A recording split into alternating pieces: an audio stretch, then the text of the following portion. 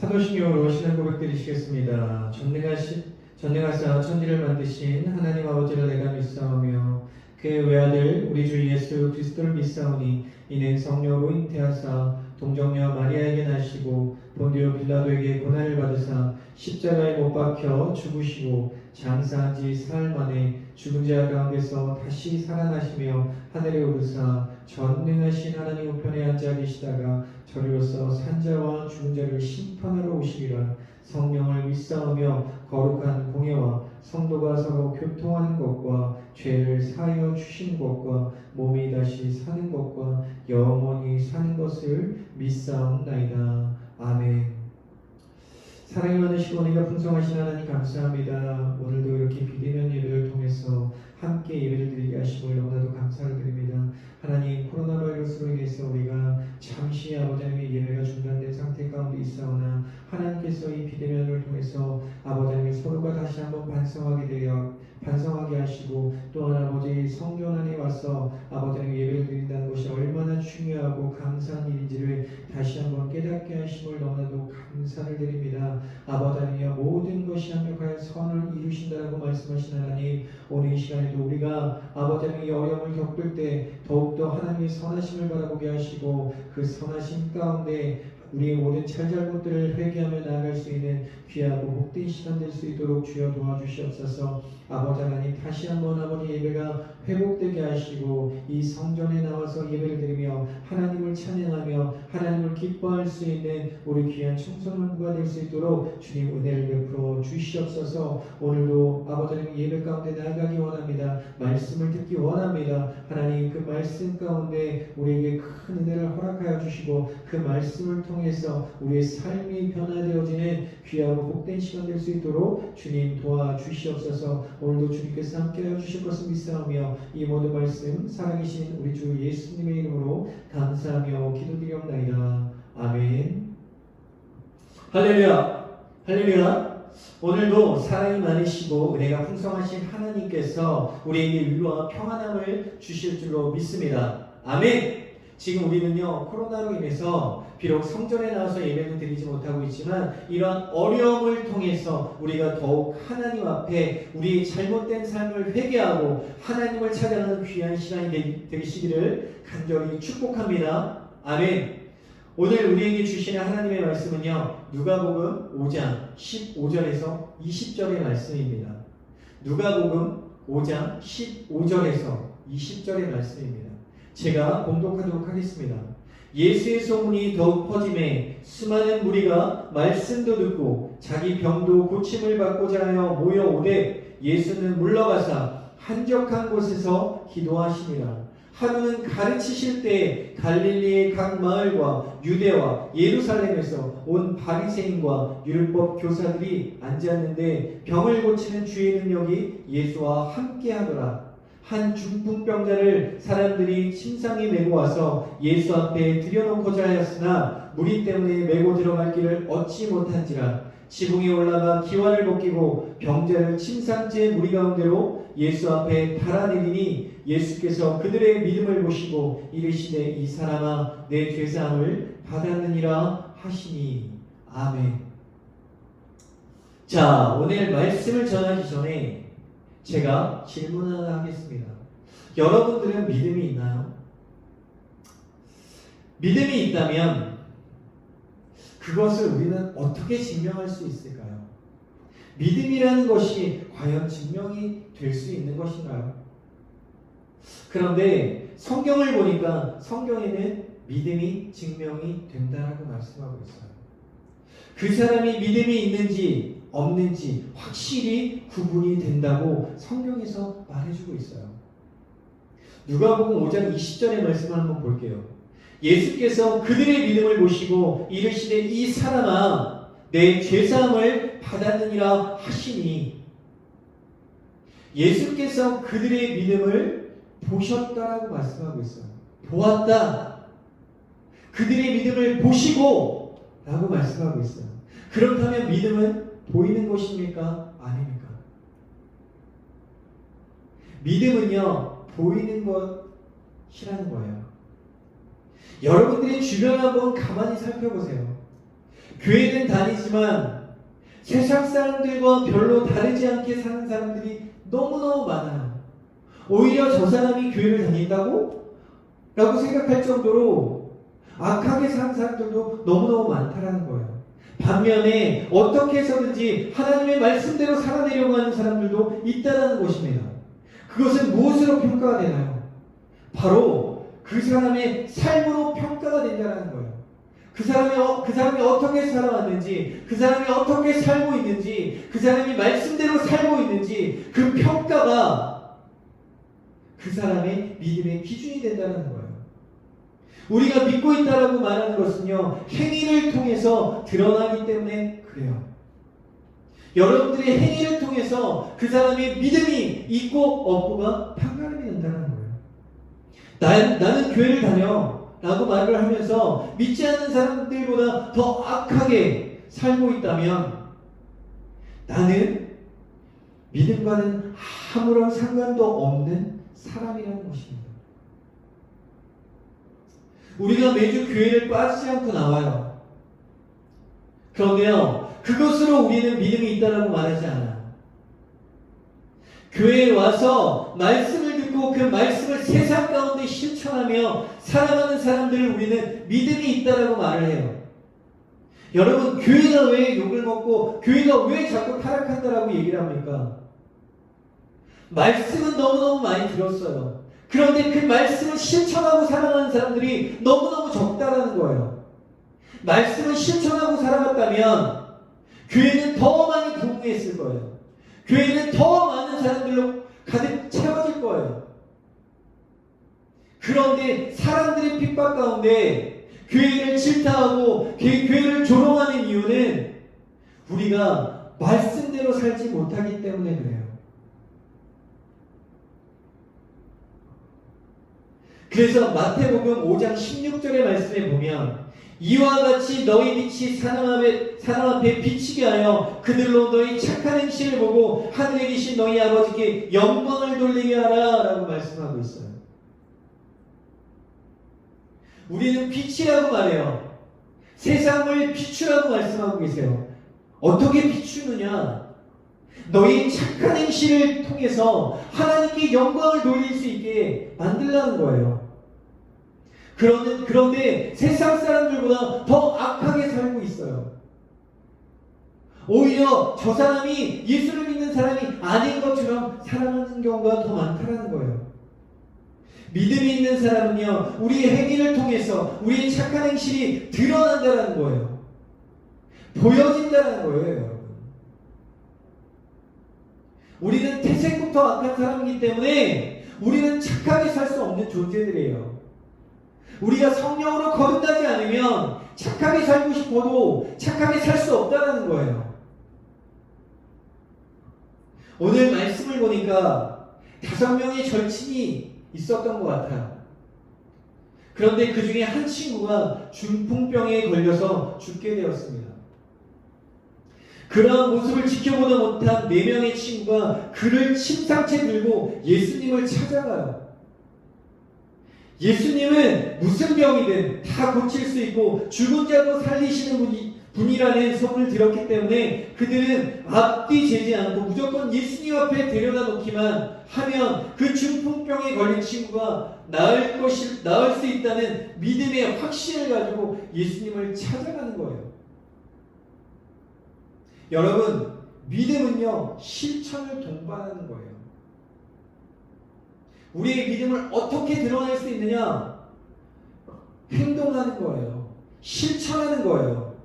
그런데 예수님이 계신 곳에 도착해 보니까 자신들뿐만 아니라 수많은 사람들이 예수님의 소문을 듣고 찾아왔어요. 그들은 그 수많은 사람들 때문에 예수님을 만날 수 있을지조차도 가늠할 수 없는 상황이었습니다. 대부분의 사람들은 이런 상황 가운데 어떻게 하죠? 낙심합니다. 돌아서요. 야, 다음에 오자. 야, 사람이 너무 많아. 그리고 포기해버립니다. 그런데 그들은 포기하지 않아요. 그들은 필사적으로 예수님을 만나기 위해 아무 생각도 하지 않는 방법을 강구해내요. 그것이 바로 무엇입니까? 그것이 바로 예수님의 위치를 정확하게 알아서 그 지붕을 뜯어내고 자신의 친구를 예수님의 발 앞에 내려놓는 거예요. 믿음의 사람을 구별하는 방법이 뭔지 아세요, 여러분? 내 앞에 어려운 상황이 닥쳐보면 알아요. 내 앞에 어려운 상황이 닥치면 믿음의 사람은 어려운 일을 당할 때 낙심하는 것이 아니라 진취적으로 모든 것을 행동으로 옮기는 사람이라는 거예요. 하지만 믿음이 없는 사람은 바로 낙심하고 불평하며 자신을 한탄해요. 그럼 그렇지. 나 같은 사람이 나는 안 돼. 여러분은 어떠한 부류에 속한 사람입니까? 어려운 상황이 다가오면 그것을 진취적으로 성취해 나가는 사람입니까? 아니면 포기하는 사람입니까? 많은 사람들은요, 그러한 모습을 보면서 미쳤다고 얘기했어요. 저 사람 미친 사람 아니야? 저 사람들 미친 거 아니야? 정신 나간 거 아니야? 라고 이야기합니다. 여기저기서 핍박한 소리가 들려와요. 아, 자기만 급해? 자기만 고침받고 싶어? 하지만 예수님은 달랐어요. 예수님은 그런 그들의 믿음을 보셨다라고 성경은 기록하고 있습니다. 여러분, 우리에게 과정은 중요하지 않아요. 우리에게 가장 중요한 것은 예수님 앞에 믿음으로 나아가는 것이 가장 중요하다는 거예요. 우리가 예전에 어떻게 살았든 어떤 삶을 살고 있든 그것은 중요하지 않다는 거예요. 예수님께 나아가고자 하는 그 믿음, 진취적으로 그 어려움을 뚫고 나아가려고 하는 그 믿음이 중요하다는 거예요. 예수님은 우리의 그러한 믿음을 보기 원하신다는 거예요. 지금 시대에 우리 친구들은 금방 포기해버립니다. 금방 좌절해버려요. 금방 할 수 없다라고 돌아서 버립니다. 그래서 우리는 여기서 중요한 사실을 알게 됩니다. 믿음은 단순히 우리가 말씀을 듣는다고 해서 생기는 것이 아니라는 거예요. 믿음이라는 것은요, 행동을 취하고 보여줘야 된다는 거예요.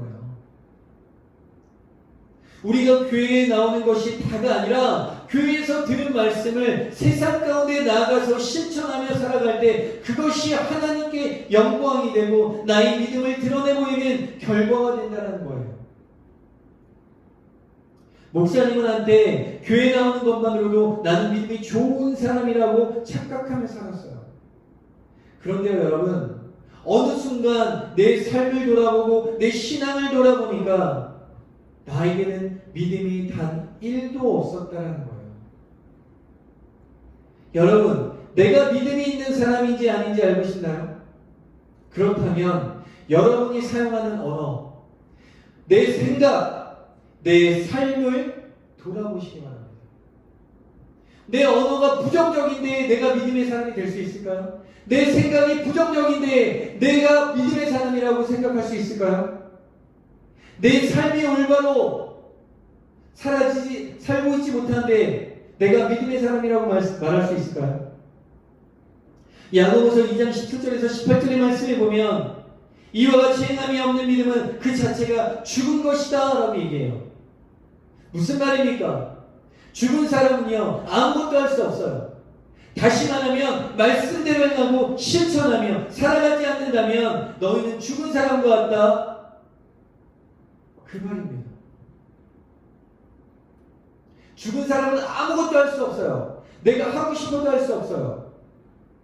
그러나 지금의 시대가 어떤 시대입니까? 아무것도 하지 않아요.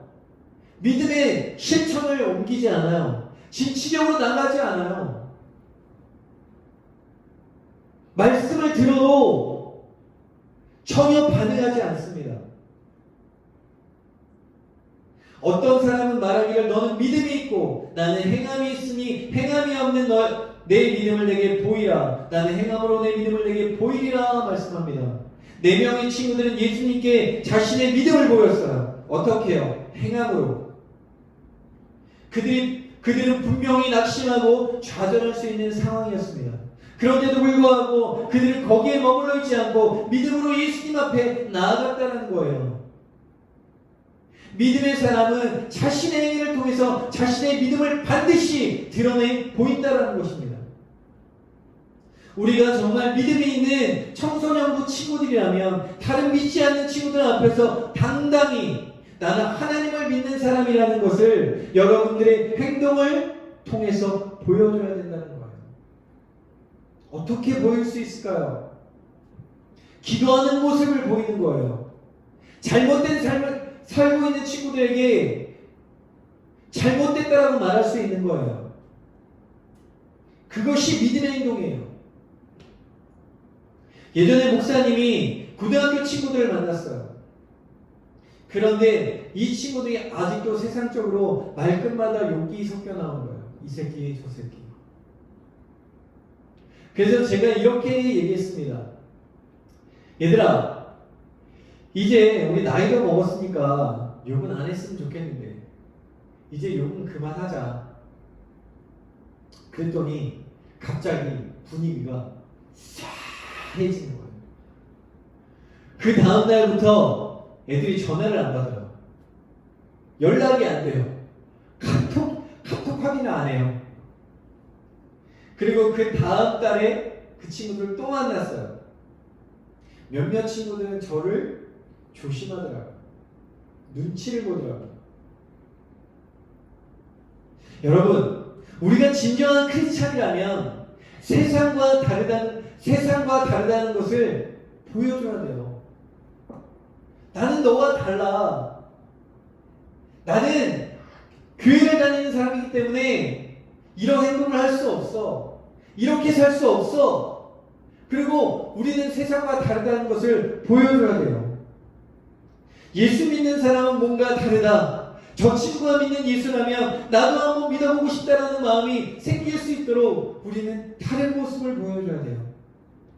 현 시점에서 교회가 욕을 먹는 이유가 뭘까요? 우리가 예전과 다르게 빛과 소금의 역할을 감당하지 못하기 때문에 그래요. 예수를 믿으면서도 세상 사람들과 별다르지 않게 살고 그들보다 더 악하게 산다면 우리의 신앙은 부패된 소금과 같을 뿐이라는 거예요. 목사님이 신학교를 다닐 때 연예인을 하려다가 큰 사고를 당한 동기 전사님이 계셨어요. 그 전사님은 사고 후에 몸이 많이 불편해졌거든요. 그런데 어느 날 이 전사님과 지하철을 타고 가는데 사람들이 꽤 많이 북적거리기 시작했어요. 한참 이야기를 하고 있는데 갑자기 이 친구가 형 잠깐만 하더니 그 많은 사람들 앞에서 벌떡 일어나더니 이렇게 외치는 거예요. 여러분, 하나님은 당신을 사랑합니다. 여러분, 하나님은 여러분들을 사랑하십니다. 예수님 믿고 천국 가세요. 순간 저는 너무 놀라고 창피했어요. 나도 모르게 손을 얼굴로 가렸어요. 그리고 속으로 혼자 이렇게 이야기했습니다. 뭐야, 창피하게. 갑자기 왜 이래? 말이나 좀 해주지. 솔직히 너무 창피했어요. 갑작스러운 모습에 너무 당황했어요. 순간 사람들의 시선은 싸늘해졌고 그 친구를 바라보는 그들이 이렇게 말하는 것 같았어요. 하나님? 야, 하나님이 살아계시면 네 몸이나 먼저 고쳐달라고 해. 하나님 믿어서 너처럼 될 것 같으면 난 안 믿고 만다. 하나님 믿는다는 것들 본의 안 돼. 여러분, 그 친구는 불구였어요. 불구자였어요. 장애 등급을 받은 장애인이었어요. 그런데 그날 집에 와서 곰곰이 생각하는데 이런 생각이 들었어요. 그는 육신적으로는 불구일지 모르지만 나는 영적으로 불구자가 아닐까? 하나님을 전하는 것이 당연한 건데 왜 나는 복음을 전하는 저 친구가 부끄럽지? 그는 사고를 당해서 하나님을 만났고 영생을 소유했지만 나는 평탄한 삶으로 아직까지 하나님을 만나지 못하고 영생도 소유하지 못한 사람이 아닐까? 두렵기 시작했어요. 진정한 불구자는 나라는 생각에 너무 힘들었어요. 나는 정말 하나님을 사랑하는 사람이 맞나? 나는 내 믿음을 숨기고 있는 사람은 아닐까?